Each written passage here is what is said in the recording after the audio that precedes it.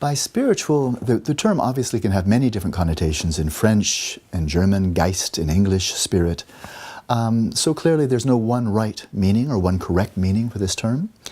But a very practical way that I would distinguish spiritual practice from practices I would not call spiritual, maybe psychological or something else, is spiritual practices have to do with getting to the very source, the most innermost sources of unhappiness, of unrest, of dissatisfaction, and also getting to the very source of genuine happiness and well-being. So it is very easy to put in proxies or substitutes, and that is, if one is in good health, then one may really enjoy that. Or if one has a very fine body, very strong body, maybe one is an athlete. If one has a very happy marriage, happy family, a very satisfying job, or lives in a very beautiful area, there's nothing wrong with any of that. But the happiness one derives from such stimuli, from such interpersonal relationships, by having good health, wealth, satisfying work and so forth. Nothing wrong with any of that. But that's not spiritual practice. It's simply all of these are pleasures or happiness, sense of satisfaction, that arises in dependence upon favorable circumstances. Having a good spouse, happy children, healthy children, and so forth and so on.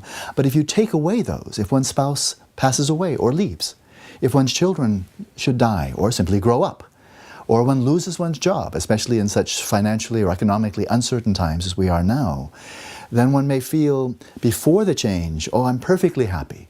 I'm perfectly happy. I really am very content with my life, until one starts pulling out the stops. Pulling out and saying, oh, well, the happiness I had was dependent upon all of these external factors, including even one's own health, over which we basically are not in control. We can't ultimately control our own bodies.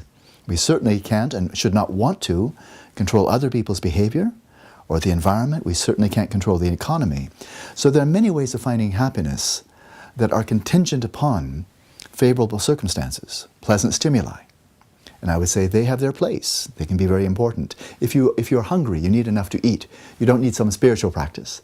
If you're thirsty, if you're too cold, if you're ill, you don't necessarily need a spiritual practice. You need medicine, food, clothing, shelter.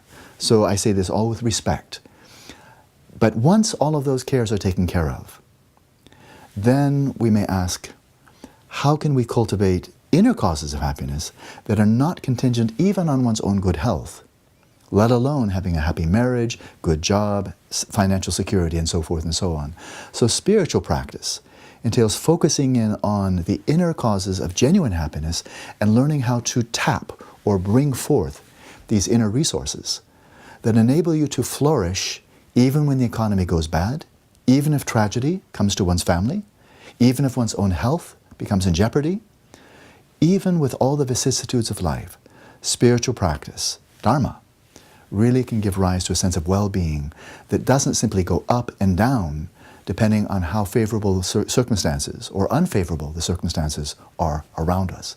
So we may flourish through the vicissitudes of life, flourish through good health and bad health, and even flourish even when we're facing death, without fear, calmly accepting this is nothing unnatural, this is not a defeat, this is the natural and utterly predictable culmination of life.